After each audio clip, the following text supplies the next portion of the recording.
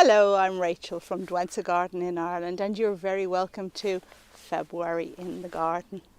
Now, last year I had such great plans and I determined to make a comprehensive list of everything that needed to be done in the garden month by month.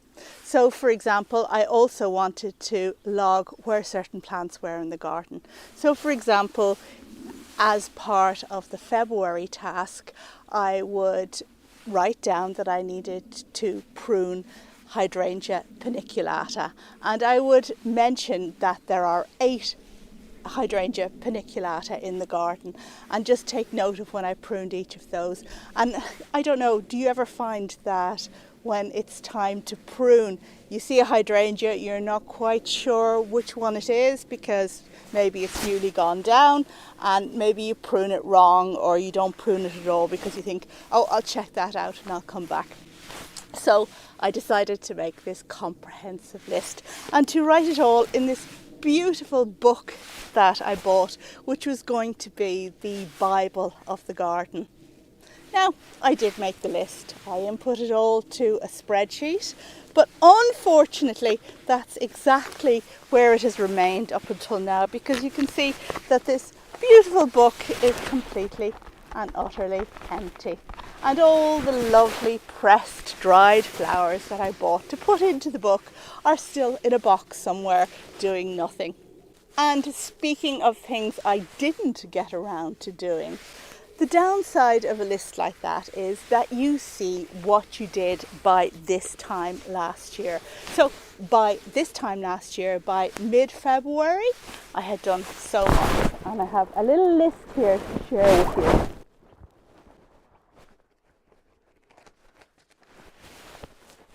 I'd cut the leaves off my hellebores, I'd cut the leaves off my epimediums, I'd pruned my 2 buddleias, I'd pruned my 7 sambucus, I'd pruned my 8 Hydrangea paniculata, I'd pruned my 1 Annabelle, so Hydrangea arborescens, and I'd potted up my Amorphophallus. And in addition to all of that, I'd also started sowing annual seeds.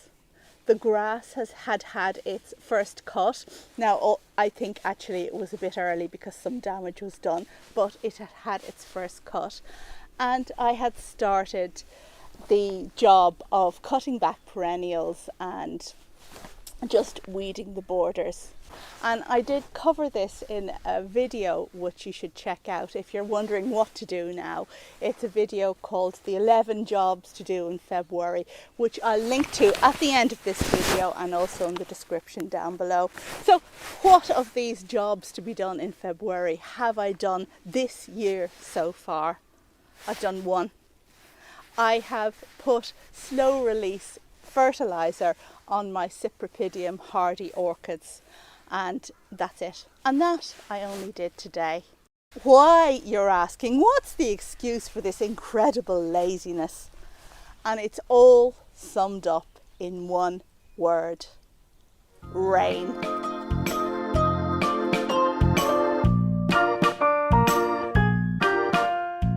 It has rained non-stop in Ireland every single day of this year, 2026. And we have had a continuous streak, so it has actually rained 52 days in a row.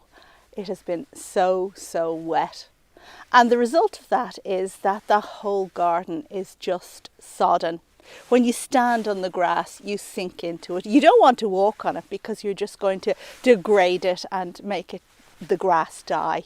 Now, last year I developed a very efficient method of dealing with the pruning and the cuttings from the pruning. So I had, for the first time, a little electronic secateurs, which was quite handy. Not as handy as you might think, but quite handy. And I used it when I pruned the sambucus and the hydrangeas and everything. And what normally happens when you prune those things is that they land in a pile on the grass. And last year, Nick, who you may remember, he was excellent in dragging the mulcher down to my piles of twigs. So we have an extension lead, and he'd bring it down and he'd put all the twigs into the mulcher and cut them all up and then move them to the compost. And it was just a very effective way to do it. However, that isn't possible this year because you can't bring the mulcher out in the rain. It's an electronic device. So what would happen is those piles of sticks would just lay in a big pile on the grass, killing it further after the poor stuff has suffered so much from this constant rain. So that's kind of put me off getting out there and doing a spot of pruning. Not to mention the fact that we are all human, and the idea of going out into the garden when it's constantly raining is very unappealing. It's okay later on in the season when you've a deadline to meet and you feel, okay, I can push myself, I can do this. But this is so early on in the season where there's no deadline to meet except perhaps a deadline I might get with double flu from being out here.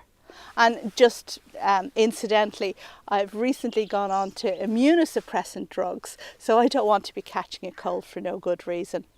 In any case, I really wouldn't blame anyone for not wanting to go out in this dreadful weather. Now, you're saying to yourself, what's she talking about? It's not raining.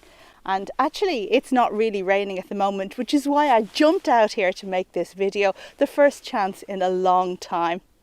Now, what have I been doing in this spare time that I wouldn't normally have? Or maybe you might be asking, what have I done since you last saw me make a garden video, which was last autumn? And the answer is a couple of things. And the first is I have enjoyed my crocus lawn. I was a bit worried that my poor crocus bulbs might have rotted in situ because of the constant rain. And I went away for a couple of weeks and actually woke up in the middle of the night one night thinking, oh, I haven't seen any sign of my crocuses yet. Maybe they're gone.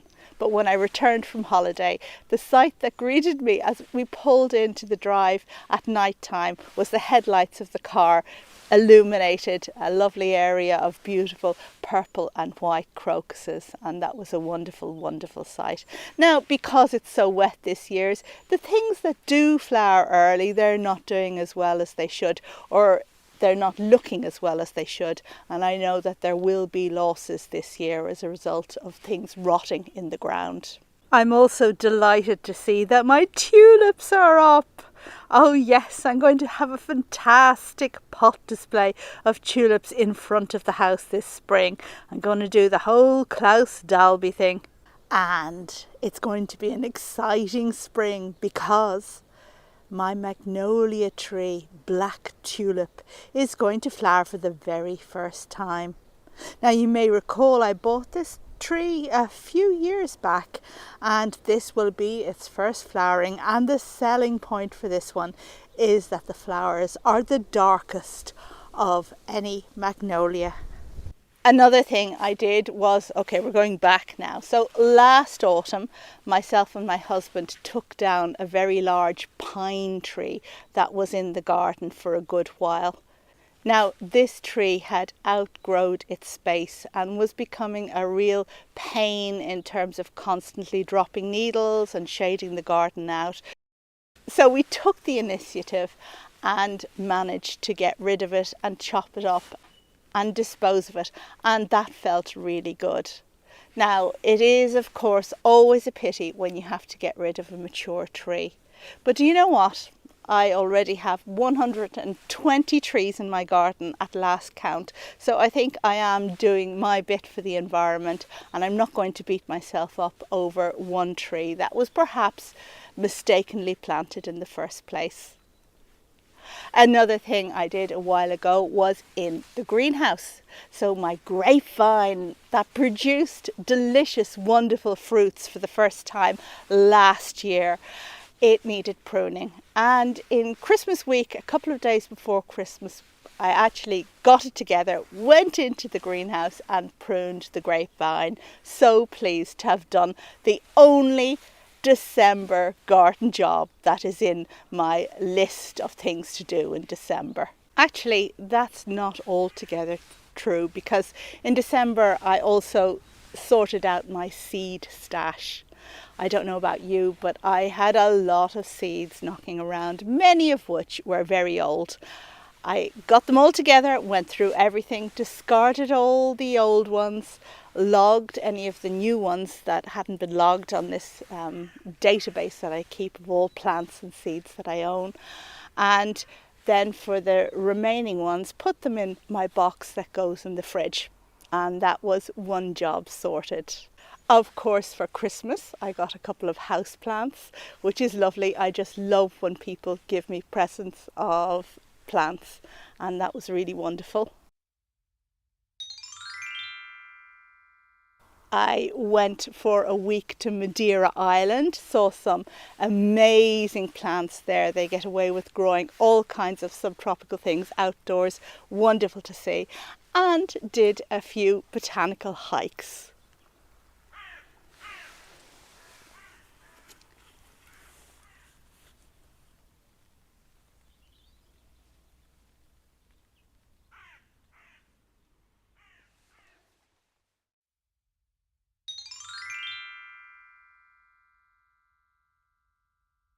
All through the winter, the one job I really do be careful to take care of is the plants in my glass house. So I constantly keep an eye on the temperature and switch on the heater if the temperatures drop too low, below 5 degrees centigrade, that's 41 Fahrenheit.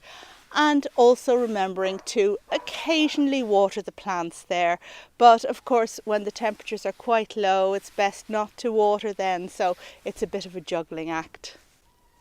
I also took care of my houseplants. These are the months when I revel in what I have indoors, particularly my orchids.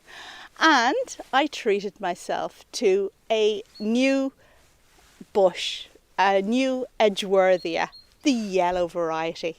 So you may recall that a couple of years ago I bought the one with the kind of reddish flowers called Red Dragon, and that has flowered really well, but the scent isn't as excellent as the scent on the yellow one, so I felt I really did need an addition of a yellow one in the garden. And of course, what you may have seen from my last week's video is that I visited Morocco and had the opportunity to see some fabulous gardens, top of which was the gorgeous Majorelle garden by Yves Saint Laurent, the French fashion designer. So that was really, really wonderful. And I do feel that when the weather is so awful and there's just so much rain, it's fantastic if you can afford it and if you have the opportunity to get away somewhere sunny. And then finally, I did some knitting, and I knitted. If you don't have flowers in your life, I have come to the conclusion that you need to knit them. Knitted a cowl with flowers on, and I'm currently working on a jumper that's called the Ranunculus.